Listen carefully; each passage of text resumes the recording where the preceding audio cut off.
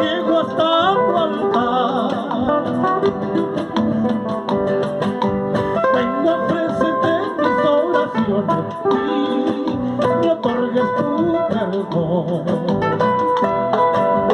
Guíame siempre por buen camino y necesitarte a ti.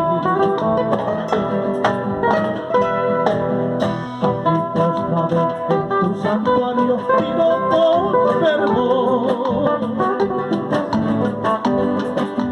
Enviaré mi paz y adelante, siempre darle tu protección a ese pueblo que te venera y necesita de ti.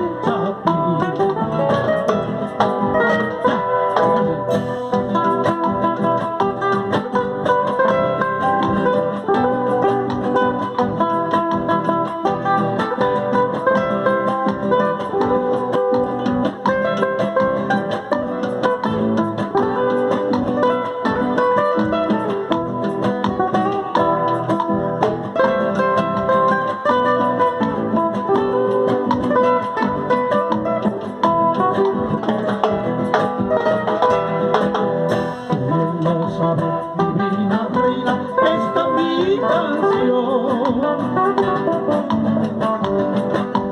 es mi plegaria que elevo al cielo, es mi fe y mi oración.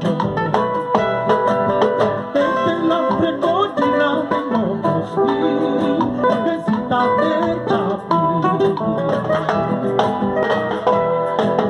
¿Qué más podría yo ofrendarte, Madre bendita? Son tan humildes, solo mis versos son todo mi tesoro. Y te lo entrego porque tú eres mi virgencita de ti.